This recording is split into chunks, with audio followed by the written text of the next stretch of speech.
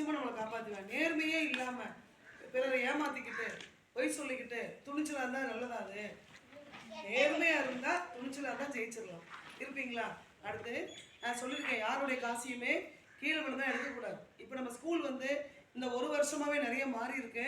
ரொம்ப பெருமைப்படுறேன் உங்க பிள்ளைகள் நினைச்சு, உங்களை பற்றி எனக்கு ரொம்ப பிடிச்சிருக்கு. உங்களுடைய நடவடிக்கை நிறைய மாறி இருக்கு. புத்தக கல்வி மட்டும் குழந்தைங்களுக்கு பத்தாது, வாழ்க்கை கல்வின்றது ரொம்ப முக்கியம். இந்த வாழ்க்கை கல்வி இல்லாதனால தான் சின்ன சின்ன பையன் கூட குற்றவாளி ஆகி இன்னைக்கு எங்கேயும் போய் நிற்கிறான். பசங்க தவறான சூழலுக்கு போயிருக்க காரணம் என்னது? வாழ்க்கை கல்வி இல்லை.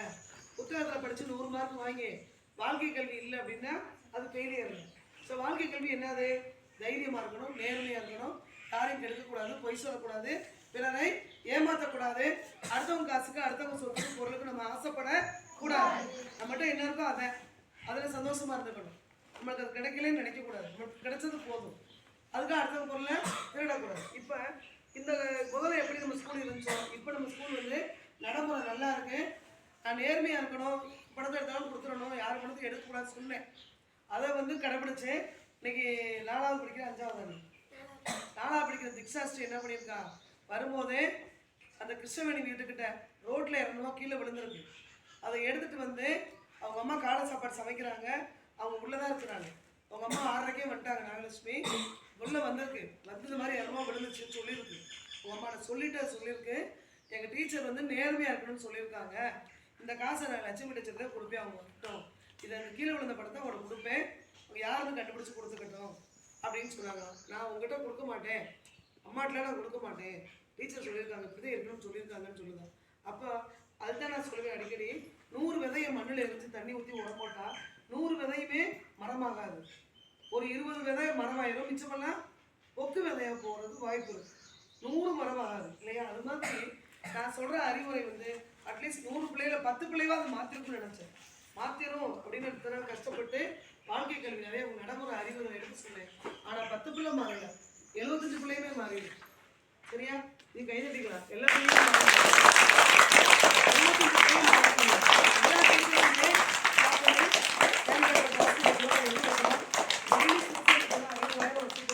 பேக்ல என் சொந்த படம் உள்ள இருக்கு. ஆண்டவன் அறிய என் பிள்ளைங்க 10 காசு எடுக்க மாட்டேங்குது.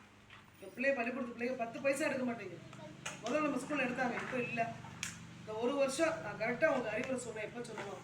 இப்போ எனக்கு என்ன சந்தோஷமா இருக்குன்னா, நான் சொன்னதை நீ உள்வாங்கிட்ட, என் அறிவுரை நீ ஏற்றுக்கிட்ட, நான் கொடுத்த வாழ்க்கை கல்வியும் மூளையில் போயிடுச்சு, மண்டையில் போயிடுச்சுன்னு நினைக்கும் போது எனக்கு ரொம்ப பெருமையாக சந்தோஷமாக இருக்குது.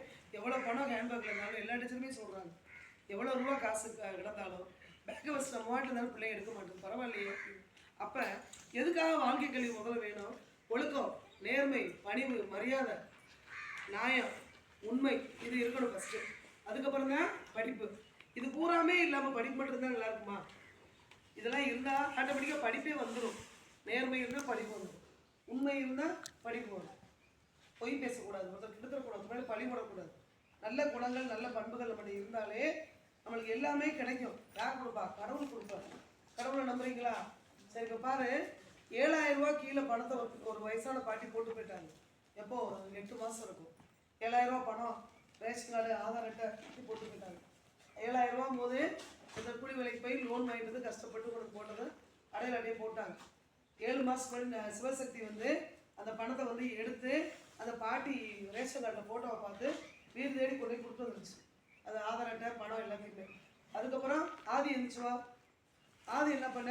சிவசக்தி கைதட்டு.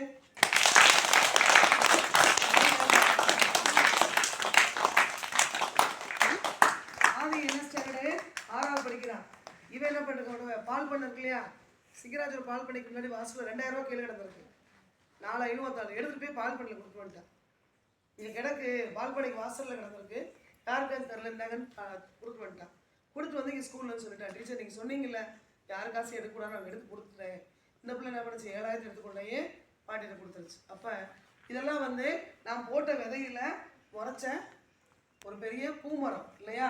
நான் சொன்ன அறிவுரையில் மாற்றம் ஏற்பட்ட எதிர்காலத்தில் உள்ள நல்ல மாணவர்கள் இவங்களை, நமக்கு நல்ல சமுதாயத்தை அமைக்கக்கூடிய குழந்தைங்க. 2வது, இப்போ பாரு, இந்த பிள்ளை என்ன பண்ணியிருக்கு?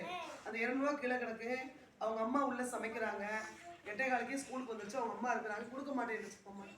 எங்கள் டீச்சர் சொன்னாங்க, கீழே கிளந்தா டீச்சர் தான் கொடுக்கணும், நான் டீச்சர் தான் கொடுக்க போகிறேன் அப்ப இந்த குழந்தைகிட்ட என்ன இருக்கு? நேர்மை இருக்கா?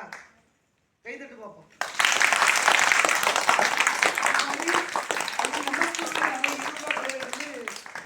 எடுத்து கொடுத்தீங்க. அப்படி அது யாரோட ரூபா? எந்திரி. இந்த பொண்ணு கிரவுண்ட்ல 20 ரூபா கிடந்து 20 ரூபா கிளம்பி டிச்சர் கொண்டு வந்து கொடுத்துச்சு. இப்போ கைதட்டு பார்ப்போம். இந்த 7000 ரூபா கீழே போய் எடுத்து கொடுத்தவங்களுக்கும் அந்த 2000 ரூபா கொடுத்தவங்க 200 ரூபா கண்டுபிடிச்ச ஒரு குழம்ப. இதுதான் பெரிய அதிசயம். அவங்க அம்மா இங்கே வேலை பார்த்த கூட அவங்க அம்மாட்ட கொடுக்கல. போய் நான் கொடுக்க மாட்டேன், டீச்சர் வரட்டும், டீச்சர் தான் கொடுத்துருந்தது. ஒரு நல்ல ஒரு மாற்றம். இது குழந்தைகிட்ட நல்ல சமுதாயத்தில் நல்ல பின்னாடி ஒரு நல்ல பிள்ளையா வரக்கூடிய பிரதிபலிப்பு தெரியுது இந்த மாற்றம். இது மாதிரி நீங்கள் எல்லாருமே ரூபா மட்டும் கிடையாது, நகையே கிடந்தாலும் என்ன செய்யணும்? எதுக்கும் ஆசைப்படாதீங்க. அடுத்தவங்க பொருள் தயவு செய்து ஆசைப்படாத. ஒரு 5 மூணு செயின் கூட கிடந்தாலும் எந்த இடத்துல கிடக்கோ எடுத்து சுற்றி உள்ள இடத்துல யார் இருக்குன்னு கேட்கணும். இடத்துல ஊர்லேயே யாரும் முக்கியமான நல்லவங்க பெரியவங்க எங்கேயாவது ஒப்படைச்சிடணும். யாரும் கண்டுபிடிச்சவங்க எடுத்துப்பாங்க. இல்லாட்டி விழுந்த இடத்துல சுற்றி சுற்றி விசாரிக்கணும். எந்த காரணத்தை கொண்டு உங்கள் நகையோ பொருளோ கீழே எடுத்து நீங்கள் எடுத்துக்காதீங்க. நம்ம பிறருடைய காசுக்கு 10,000 ரூபாய்க்கு ஆசைப்பட்டோம்னா வீடு போய் சொல்லி கடவுள் என்ன செய்வேன்? எதுல வண்டியில் மோதி ஒரு காலவே ஒடி விட்டுருவேன். அப்புறம் அந்த காலுக்கு 10 லட்சம் செலவழிக்க வேண்டியது வேணாம். யார் பணமும் நம்மளுக்கு வேணாம். நம் காசு நம்மளுக்கு வேணும். நம்ம உழைத்த பணம் மட்டும், நம் சொத்து, நம் பணம், நம்ம உழைச்ச காசு மட்டும் நம்மளுக்கு இருந்தால் போதும். வேற எதுவுமே வேணும். நம்மகிட்ட என்ன வசதி இருக்கோ அதில் வாழ்க்கை வாழணும். பிறருடைய காசுக்கும் சொத்துக்கும் என்றைக்குமே ஆசைப்படாத. 75 பிள்ளைங்க இருக்கீங்க, ஒற்றுமையாக இருக்கணும். ஒருத்தர் சண்டை பிடிக்கக்கூடாது. ஒருத்தர் பாசமாக இருக்கணும். இருக்க மாட்டீங்க. ஏன் அப்படி இருக்கீங்க? இப்போ இந்த பிள்ளை எடுத்த இடம் இருக்கு இல்லையா? இப்போ நாங்கள் போக போகிறேன், அந்த இடத்துல கேட்க போகிறேன். இந்த இடத்துல கிடந்து போட்டிங்களான்னு சுற்றி கேட்பேன். இந்த ஊர் நல்ல ஊர், பொய் சொல்ல மாட்டாங்க. ஒருத்தவங்க போட்டாங்க 2 ரூபாய்ன்னு சொல்லி யாராவது சொல்லுவாங்க.